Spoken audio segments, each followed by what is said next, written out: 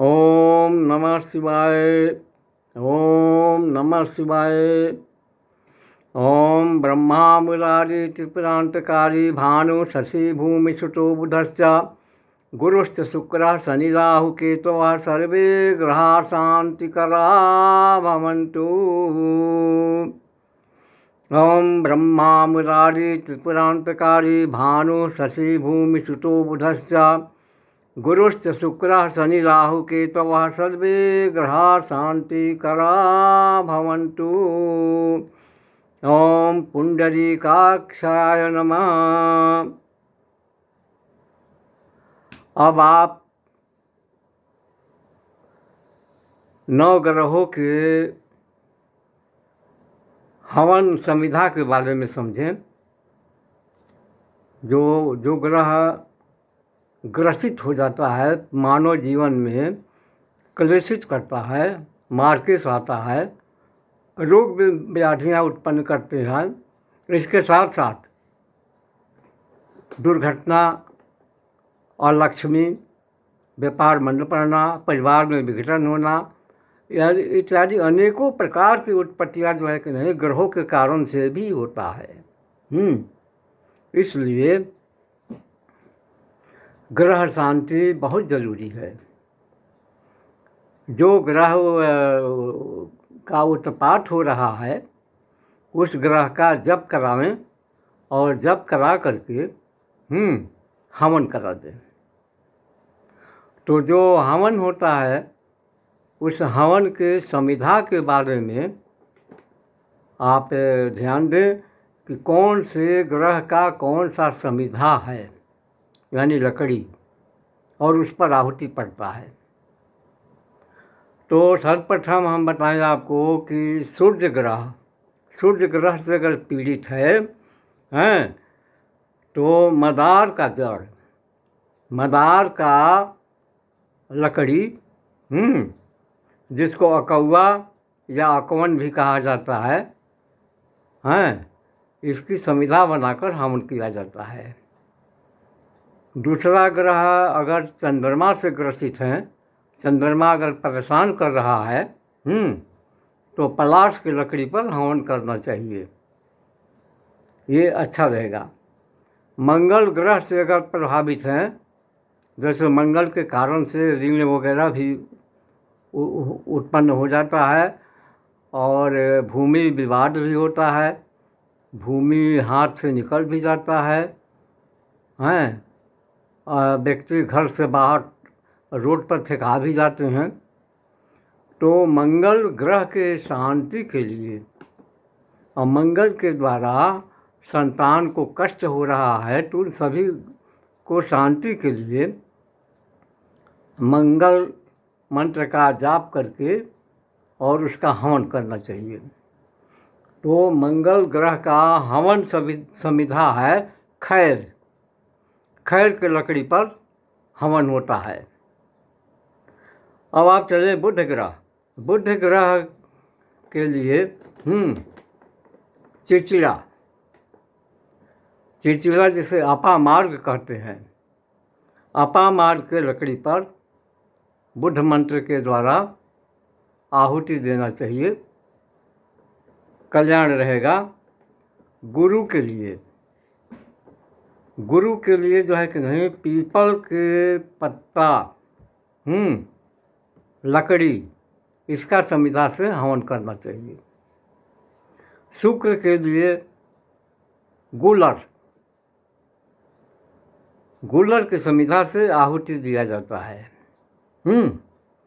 शनि के लिए शमी वृक्ष का संविधा लेना चाहिए, इससे शनि ग्रह शांत होते हैं।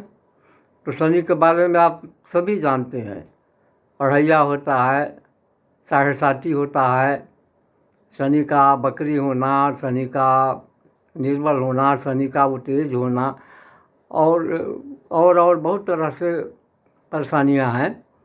तो शमी वृक्ष के लकड़ी लेकर उस पर शमी मंत्र से, शनि का जो मंत्र है उस मंत्र जाप कराकर और उस मंत्र से हवन करा दीजिए शनि के समिधा पर। शनि ग्रह का कोप शांत होता है। राहु का समिधा है दूब घास। दूब घास की समिधा पर हवन दिया जाता है। केतु के लिए कुश का समिधा होता है। तो इससे जो है कि नहीं, नौ ग्रह का शांति के लिए है। नौ ग्रह का पहले निर्णय कर लेना चाहिए कि कौन से ग्रह कितना परेशानी में डाल रहा है, उसको पहले करना चाहिए। वैसे तो 1 ग्रह 2 ग्रह 3 ग्रह 4 ग्रह तक परेशान कर डालते हैं, लेकिन ज्योतिष के माध्यम से आप ये गणित करवा लेंगे विद्वानों से कि कौन सा ग्रह अत्यधिक परेशान कर रहा है, उसी के बारे में आप विचार करेंगे और उसका जप करा करके और उसी ग्रह के समिधा पर हवन करेंगे। इससे बहुत कल्याण होगा। और दूसरे नंबर में आप पाइए कि 9 ग्रहों का रत्न, 9 ग्रहों का रत्न होता है। इसके धारण करने से भी बड़ा कल्याण होता है। कोई भी रत्न आप लें 9 ग्रह का, तो उसको शुद्धि करा लें। शुद्धि करा करके और उस रत्न को अभिषेक करके और जिस ग्रह का वो रत्न है उस ग्रह का मंत्र का जाप करा दीजिए और उस ग्रह के समिधा से हवन करा दीजिए। इसके बाद उस रत्न को आप धारण करेंगे तो बड़ा ही उपकार होगा। इसका कायदा है, आपके आचार्य सब करवा देंगे। किसी आचार्य को आप पकड़ेंगे, वो करा देंगे। तो चलिए, 9 ग्रहों के लिए रत्न क्या है और उपरत्न क्या है, इसके बारे में समझें। सूर्य का रत्न है माणिक और इसका उपरत्न है तांबड़ा, सूर्यकांत मणि और लाडडी। ये उपरत्न है और रत्न है माणिक। सूर्य ग्रह के लिए, सूर्य ग्रह का तिमिरता खराबी को कम करने के लिए इस रत्न को धारण किया जाता है। दूसरा है चंद्रमा। चंद्रमा के लिए रत्न है मोती और इसका उपरत्न है मून स्टोन और चंद्रकांत मणि हैं। इसको भी विधिवत तरीका से संस्कार करके आप पूजा करेंगे, शुद्धि वगैरह करा देंगे, हवन वगैरह करके आप धारण करेंगे।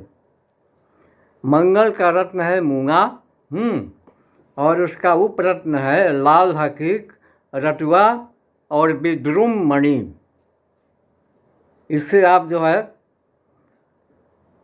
धारण करेंगे मंगल। और इसका दिन, जो रत्न है, सूर्य का दिन होता है रविवार, चंद्रमा का सोमवार, मंगल का मंगलवार। इस तरह से दिन भी निर्धारित कर लीजिएगा, उसी दिन को धारण भी किया जाता है। अब आप चले बुध ग्रह के लिए रत्न है पन्ना और इसका उपरत्न है जबरजंद और मरगज। ये 2 रत्न बुध के लिए है।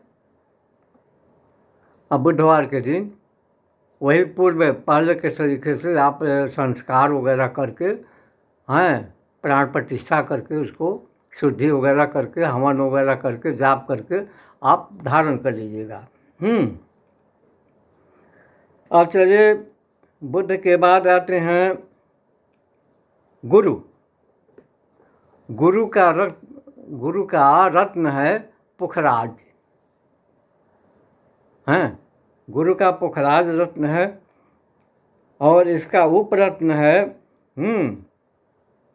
टोपाज। गुरु का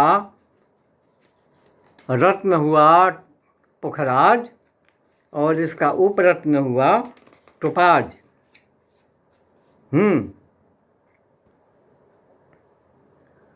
आप उसको पूजा वगैरह करके अच्छा से धारण करा लेंगे। अब आप आइए शुक्र के लिए।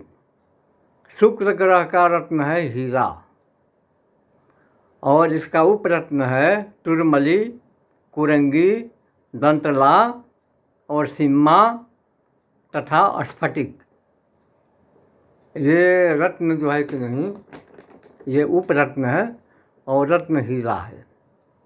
इसका भी विधि विधान वही रहेगा, उस तरह से आप धारण करेंगे। शनि का रत्न है नीलम और इसका उपरत्न है लाजवरत, काला हकीक, नीली, जमुनिया। ये उपरत्न है, तो आप धारण करेंगे। अगर शनि से का कोप चल रहा हो, साढ़े साथी वगैरह, तो आप धारण कीजिएगा। राहु का रत्न है गोमेद और उपरत्न है साफी।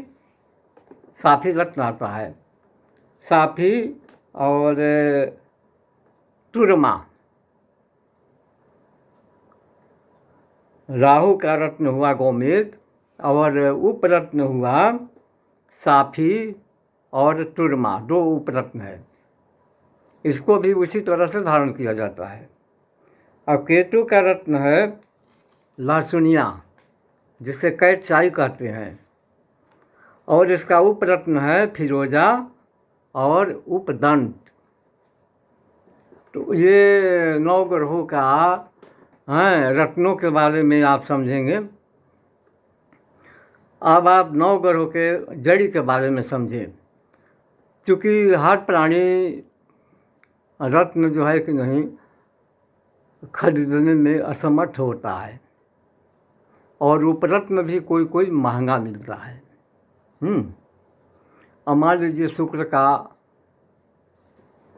रत्न है ओपल, तो ओपल भी उसका भी क्वालिटी कुछ अनेक प्रकार के होता है और उसका कीमत भी थोड़ा महंगा पड़ता है, तो हर कोई नहीं ले पाएगा। उपरत्न में भी महंगा उपरत्न आता है। तो उसके जगह पर जड़ी, वृक्ष का जो है वनस्पति का जड़ मूल आप ले। सूर्य का जड़ है बेल, श्रीफल जिसे कहते हैं, खाने वाला श्रीफल बेल। उसका जड़ आप धारण करें और धारण करने का दिन होगा रविवार। जो ग्रह का रत्न है, जिस ग्रह का जो आप शांति कराना चाहते हैं, दिन भी वही रखेंगे अच्छा मुहूर्त देख करके। चंद्रमा का मूल है खिरनी का जड़, इसका दिन है सोमवार। मंगल का मूल है अनंत मूल, इसका दिन है मंगलवार। बुध का जड़ है, बुध ग्रह के लिए मूल धारण करना है तो इसका नाम है विधायरा, जिसको घौ पत्ता भी लोग कहते हैं। बड़ा बड़ा पत्ता होता है, आयुर्वेद में विधायरा का घोरा घौ पत्ता नाम दिया गया है। घौ पत्ता का जला करके उसके सेक लगाने से बीमारी में भी आराम देता है। बुध के लिए विधायरा, घौ पत्ता, ये 2 जड़ी हैं। इसका दिन बुधवार है। शुद्धि करके आप धारण करेंगे अच्छा से। गुरु का मूल है भारंगी। भारंगी एक जड़ होता है, उसको आप धारण करेंगे गुरुवार के दिन। विधिवत तरीका से पूजा वगैरह करके, हवन ववन करके अपना जो सपटता है आप कर लीजिएगा और उसको धारण कीजिएगा गुरुवार के दिन। शुक्रवार का मूल है मजीठ। मजीठ शुक्र ग्रह के लिए मजीठ का जड़ पहनना चाहिए शुक्रवार के दिन। अब आए शनिवार। शनि ग्रह का शांति के लिए शनि का मूल है बिलौधा, अमलवेद। इसका दिन है शनिवार। बिलौधा, अमलवेद, ये 2 जड़ी है।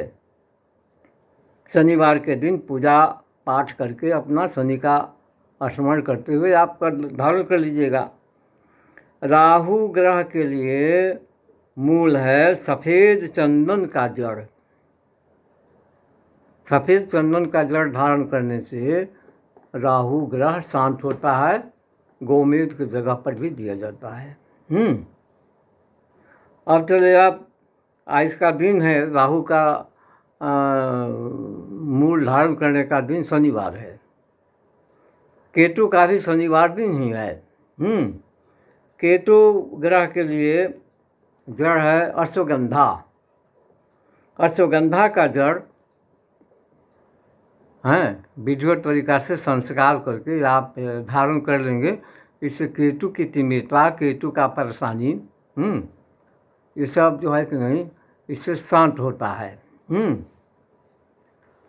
तो ये धारण करने के पहले जो ग्रह से आप ग्रसित हैं उसी ग्रह का रत्न, उसी का उपरत्न, उसी का जड़ आप धारण करेंगे और उसी ग्रह का ग्रह शांति भी करा देंगे और उसी ग्रह का समिधा पट, उस ग्रह का कौन सा समिधा है जो हमने बता दिया है, उसी समिधा पर आहुति करेंगे। जप संख्या जितना है जप करा देंगे और उसका दशांश आहुति डाल देंगे। इससे बड़ा कल्याण होगा, बड़ा उपकार होगा। ओम ब्रह्मा मुरारी त्रिपुरांतकारी भानु शशि भूमि सुतो बुधश्च गुरुश्च शुक्रः शनि राहु केतवः सर्वे ग्रहा शांति करा भवन्तु। सर्वे भवन्तु सुखिनः, सर्वे सन्तु निरामया। जय माई जगदम्बा।